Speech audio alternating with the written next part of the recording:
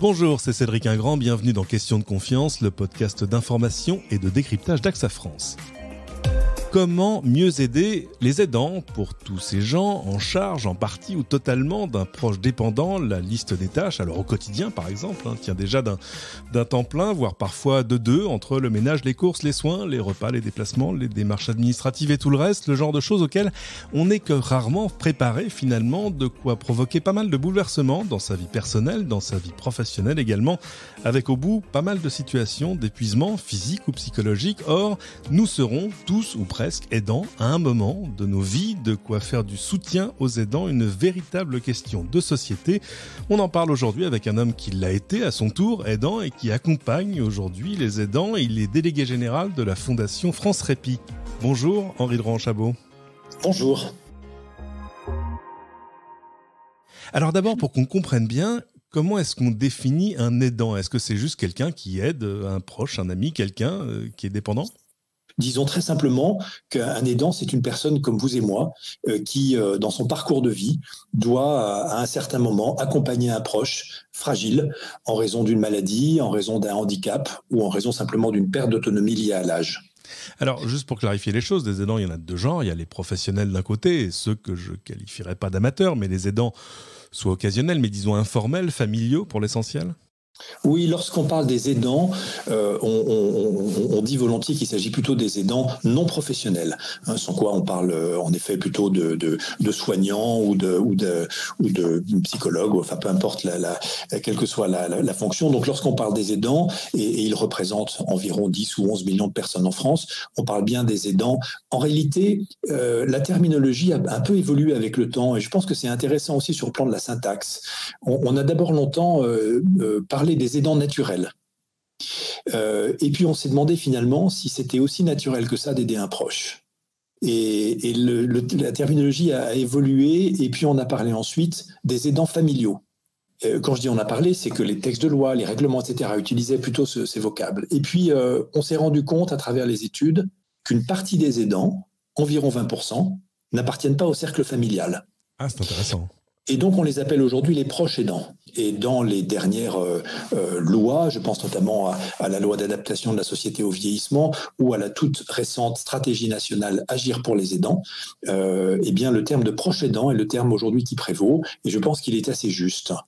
Alors, vous le disiez, ça concerne aujourd'hui 10 millions, 11 millions de personnes en France, à différents niveaux, évidemment. Je lisais une interview où vous disiez que aider un proche, ouvrez les guillemets, c'est un don de soi consenti. Est-ce que vraiment ce consentement, il est toujours là? Est-ce qu'on ne devient pas aussi aidant parfois par la force des choses ou faute d'autres solutions? Oui, vous avez raison. Néanmoins, ce que l'on observe, c'est que les aidants sont d'abord des aimants, pardonnez-moi le jeu de mots un peu facile, mais ils reflètent quand même une réalité. S'occuper d'un enfant, d'un conjoint, d'un parent, d'un ami qui est dans une situation de santé avec beaucoup de précarité, beaucoup de fragilité, c'est presque toujours un don de soi consenti, et je dirais même une forme de joie. Simplement, il arrive que cet accompagnement fasse aussi subir à l'entourage, aux proches aidants, au singulier ou au pluriel d'ailleurs, parce qu'il y a souvent des familles, des écosystèmes autour des patients qui sont impactés. Il arrive que ces aidants subissent des conséquences et des impacts, vous l'avez dit dans votre introduction très justement, de tous ordres. Sur la vie professionnelle, sur la vie familiale, conjugale, sur la fratrie quand il s'agit d'enfants. Des problèmes financiers d'ailleurs aussi, on va y venir. Des problèmes financiers qui peuvent arriver également. Et donc, oui, bien sûr, c'est toujours un acte volontaire, c'est toujours un don de soi consenti, et il y a une forme de joie à aider quelqu'un qu'on aime, indéniablement. Peut-être que tout l'enjeu, précisément, c'est que nos systèmes d'accompagnement, de soutien aux aidants permettent qu'aider un proche reste toujours une joie. Alors je le disais, vous êtes l'un des fondateurs de la Fondation France Répit que vous avez créée il y a maintenant une dizaine d'années, mais suite à une expérience qui évidemment était elle très personnelle. Oui, en effet, nous avons accompagné une de nos enfants, Jeanne, qui a été atteinte d'une tumeur cérébrale et qui est décédée dans sa 16e année. Et 2 ans après sa mort, j'ai décidé de quitter mes activités professionnelles pour me consacrer au développement de ce que nous, on appelle ici volontiers une nouvelle offre de soins, On appelle ça les soins de répit, par analogie à ce que les anglo-saxons appellent les respite care, et qui visent précisément à accompagner de façon un peu systémique et de façon globale, c'est-à-dire dans toutes les dimensions concernées, les proches aidants de personnes malades, handicapées ou âgées. Et c'est un champ, vous l'avez dit tout à l'heure, qui est nouveau, puisqu'au fond, il est beaucoup plus visible aujourd'hui, ce problème, depuis quelques années. Mais j'avoue qu'il y a presque 10 ans, lorsqu'on a commencé, c'était moins le cas. Alors justement, dans la hiérarchie, j'ai envie de dire, des problèmes qu'exposent les aidants, il y a la compatibilité de tout le temps que ça leur prend, par exemple, par rapport à leur vie professionnelle. Et pas seulement une question de temps, d'ailleurs, une difficulté aussi à s'ouvrir dans son environnement professionnel sur les difficultés que concilier les deux peut apporter au quotidien. Les gens qui viennent vous voir avec ce type de problème en disant « mon employeur ne comprend pas que, voilà, moi j'ai des problèmes, il faut que j'emmène un parent à l'hôpital une fois de temps en temps. » Bref, j'ai 1000 choses à faire et qui ne sont pas toujours conciliables avec mon agenda professionnel. Quel conseil on peut leur donner ? D'abord, je voudrais dire que les entreprises sont assez réceptives à la situation de leurs salariés et aux situations de fragilité, d'ailleurs, quelles qu'elles soient de leurs salariés.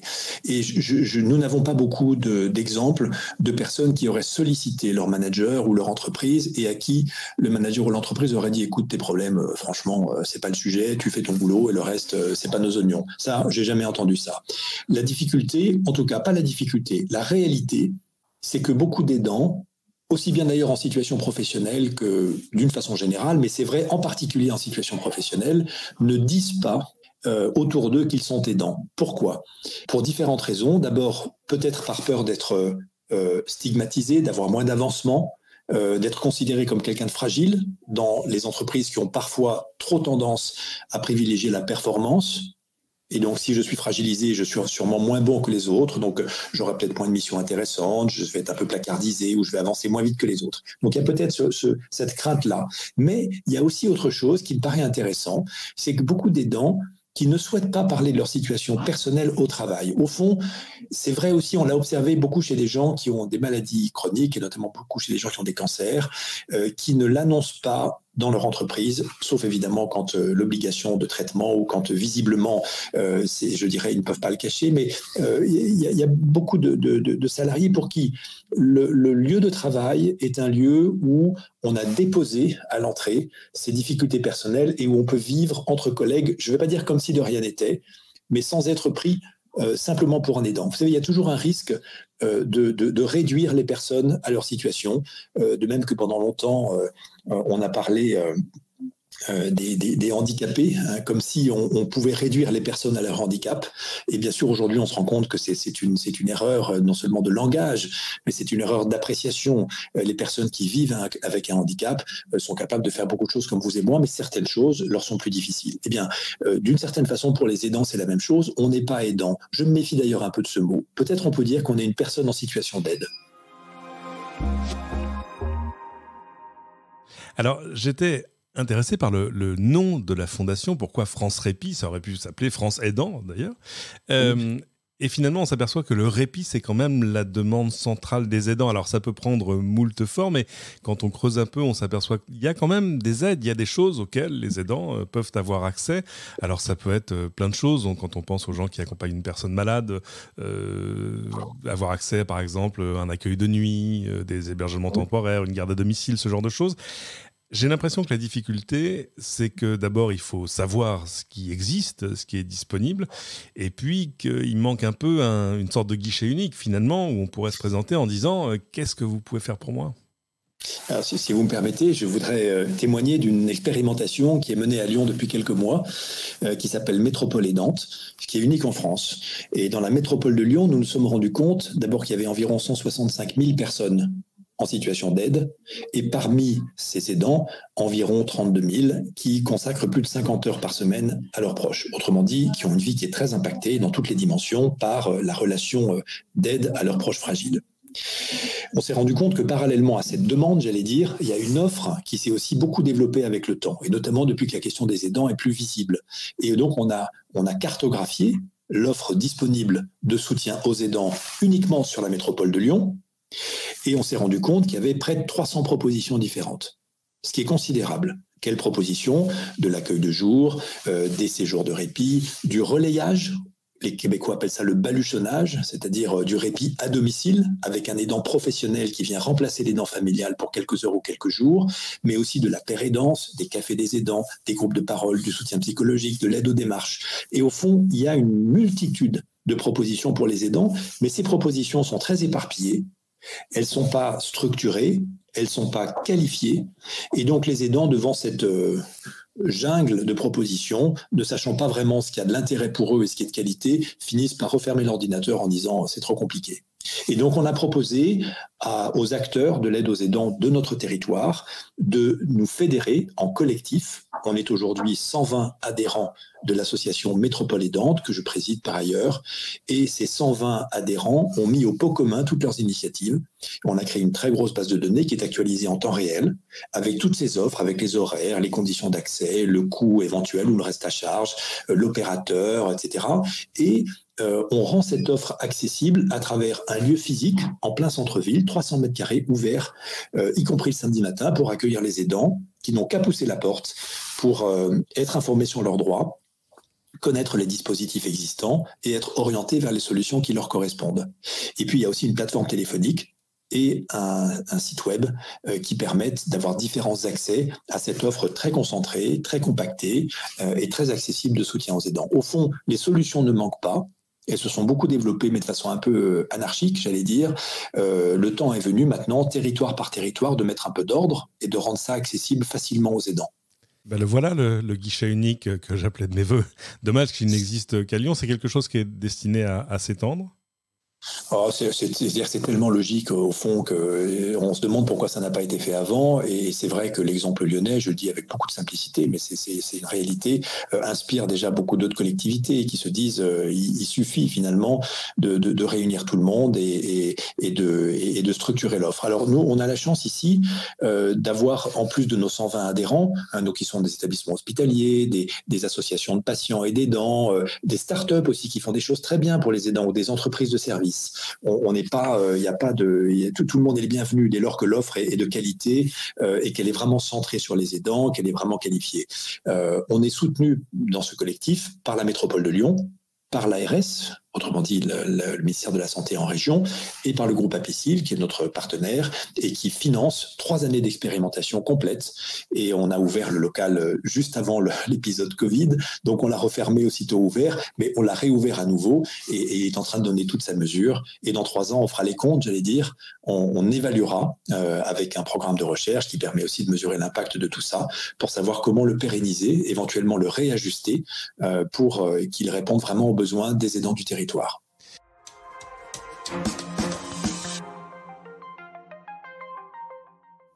Alors on le disait, au-delà des problèmes professionnels, il y a aussi cette problématique de l'isolement social que décrivent un peu les aidants, c'est-à-dire souvent accaparés par leur statut d'aidant, par le temps que leur prend l'accompagnement de la personne âgée ou malade.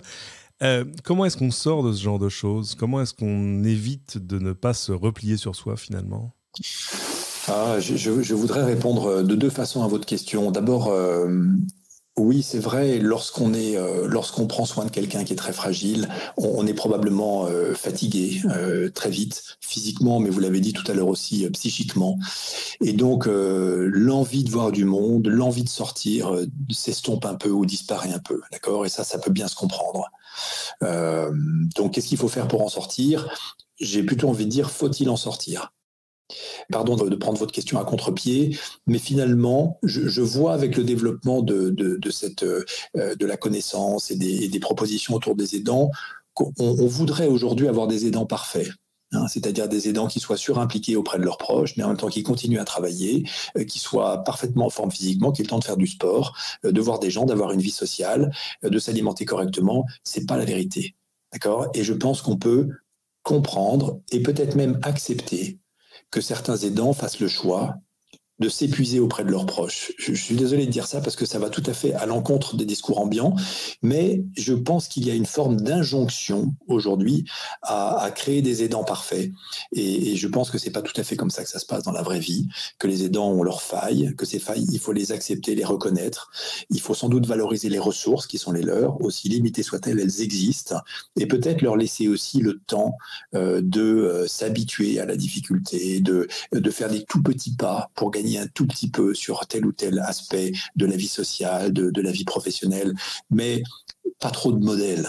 Voilà, pas trop d'injonctions, et les aidants parfaits n'existent pas, il n'y a que des personnes fragiles.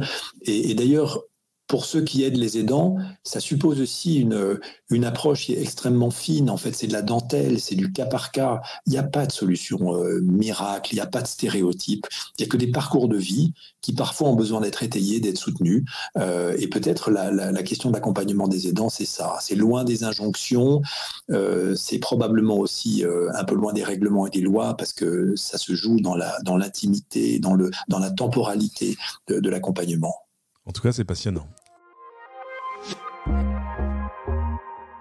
Je passe sur les solutions de soutien financier parce qu'elles existent quand même, mais il y a une question qui revenait plusieurs fois. Est-ce qu'il ne faudrait pas imaginer, s'il n'existe pas déjà, finalement un statut de l'aidant qui tout à coup vous donnerait accès à des ressources, à des structures et puis à de l'information, parce qu'on sent que ça manque parfois?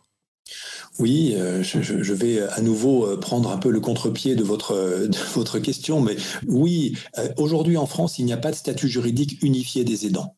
Les aidants sont reconnus dans plusieurs textes de loi. J'ai cité tout à l'heure la loi ASV, la loi d'adaptation de la société française au vieillissement, qui est une loi de 2015.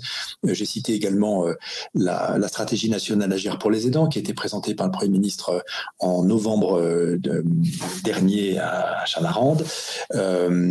Ces lois reconnaissent aux aidants une forme de réalité, enfin, donne une reconnaissance en quelque sorte des aidants, mais il n'y a pas de statut juridique unifié et clarifié pour les aidants. Et je ne dis pas qu'il ne faut pas y travailler, et je pense que ça n'est pas l'essentiel. Vous savez, on est dans un pays où à chaque problème ou à chaque question, enjeu, on donne des statuts et on fait des lois. Moi, je suis convaincu, en tout cas nous, à la Fondation France Répit, on développe des actions de terrain, et je parlerai peut-être tout à l'heure de la maison de répit et de l'équipe mobile qui ont été créées à Lyon et qui sont aussi des innovations. Je pense que c'est dans les réponses concrètes qu'on va apporter du soutien aux aidants, plus que dans les statuts et dans les lois. Je vais vous prendre un exemple. La loi d'adaptation de la société au vieillissement reconnaît un droit au répit pour les proches aidants de personnes de plus de 60 ans, puisqu'il s'agit des personnes âgées, et que dans notre système de santé, c'est les personnes de plus de 60 ans. Si je suis une personne de 60 ans et que j'aide un de mes proches, j'ai donc un droit au répit. Ce droit est un droit d'une semaine, il est assorti d'un financement de 500 € qui peut être pris sur les plans d'aide ou en complément des plans d'aide. Mais comme il n'y a pas ou peu de maisons de répit, ça ne sert à rien de donner des droits s'il n'y a pas d'offre. Il vaut mieux créer de l'offre. La question du droit ne se posera plus si l'offre est disponible. Donc, vous voyez, je pense qu'il y a une façon de prendre les choses par le haut, et probablement c'est bien. Mais il y a aussi une autre façon de prendre les choses plutôt par le bas, en créant des dispositifs qui réellement, concrètement apportent du service aux personnes. Et je pense que quand les dispositifs existent, la question du droit et du statut se pose moins. Alors justement, dites-nous deux mots quand même de la maison de répit, j'allais y venir, ça fait partie des choses que vous avez créées. Alors c'est une maison qui a la particularité, à la différence de l'accueil temporaire. Je dis un tout petit mot sur ce qu'est l'accueil temporaire, c'est d'abord un droit pour les personnes en situation de handicap, à 90 jours d'hébergement temporaire dans un lieu qui est en dehors du domicile, qui est un lieu adapté, avec des professionnels qui peuvent assurer une bonne prise en charge. Mais c'est une offre qui est vraiment centrée sur les personnes fragiles. La maison de répit et le dispositif qu'on a créé ici à Lyon est à l'inverse un dispositif qui est centré sur les aidants et dont le but est vraiment une démarche d'accompagnement que nous on appelle systémique, global et continu. C'est un peu notre jargon, ça veut dire qu'il s'intéresse à l'écosystème patient plus aidant, qu'il essaye de prendre en considération toutes les dimensions de la vie qui peuvent être impactées par cette situation d'aide et qui s'inscrit dans la durée. Parce qu'évidemment, la question de la temporalité dans l'aide va beaucoup jouer sur la fatigue, l'épuisement, etc. Et donc, ce dispositif, qui est véritablement un dispositif d'accompagnement, propose également un hébergement dans la maison de répit, mais qui n'est pas une fin en soi. qui n'est que le moyen, qui est un des outils mobilisables, un des moyens mobilisables pour accompagner durablement cette famille. Et dans cette maison de répit, qui est d'abord dans un très beau parc, et qui est une construction neuve, avec une architecture assez remarquable, avec un gros effort qui a été fait sur l'ambiance maison, sur la décoration, pour qu'on ne soit pas du tout dans les marqueurs institutionnels ou sanitaires, mais vraiment dans un esprit maison. Cette maison de répit accueille, selon les souhaits de la famille, soit le patient seul ou la personne en situation de handicap seul, pendant que la famille, l'aidant principal ou les aidants vont souffler à domicile, se soigner, participer à un séminaire, à un mariage, peu importe la raison, ils n'ont pas à la donner. S'ils le demandent, c'est que le besoin existe. Mais la maison accueille aussi, si les familles le souhaitent, le patient et l'aidant ou les aidants, et voire même accueille les aidants seuls, notamment lorsque le patient est hospitalisé ou séjourne ailleurs, et les aidants profitent à ce moment-là d'un moment calme et serein dans un joli lieu où il y a des activités, des professionnels, des bénévoles, un grand parc, un poulailler, un potager, des tas d'activités pour se faire du bien. Et les séjours de répit s'inscrivent dans une démarche d'accompagnement qui est au long cours et qui est animée par une équipe qui est une équipe mobile de répit, qui se rend au domicile des familles et qui va finalement, gratuitement et sans limite de durée, accompagner les aidants dans tout leur parcours d'aidant. C'est passionnant, ça n'existe pas ailleurs ? Alors, on s'est beaucoup inspiré des modèles nord-européens et anglo-saxons, en particulier québécois. On a benchmarké ces maisons, regardé comment elles fonctionnaient, comment elles étaient financées, organisées, structurées, quels services elles rendaient. On a évidemment beaucoup regardé ce qui existait. On s'est inspiré, même si les systèmes de santé ne sont pas exactement les mêmes. Néanmoins, on a vu dans ces pays une philosophie, une approche fortement humaine, voilà, où la dimension technique du soin est presque secondaire, et où l'essentiel est mis sur la dimension humaine de la prise en charge. Et c'est là-dessus que l'on va conclure. Merci infiniment, Henri de Ranchabot. Je rappelle, vous êtes le cofondateur de la Fondation France Répit, france-répit.fr. Est-ce qu'il y a d'autres endroits où on peut vous trouver en ligne ? Sur le site Métropole Aidante, on a évoqué aussi ce collectif d'acteurs qui, dans la métropole de Lyon, ont uni leurs forces, métropole-aidante.fr ou france-répit.fr pour nous contacter. Merci infiniment. C'est la fin de cette émission. Merci à tous de l'avoir suivi. Pensez évidemment à vous abonner sur votre plateforme de podcast préférée si ce n'est déjà fait. Et tant que vous y êtes, n'hésitez pas à cliquer sur 5 étoiles, à nous laisser vos avis, vos commentaires. Ils aideront d'autres que vous à découvrir ce podcast. Et à bientôt pour une nouvelle question de confiance.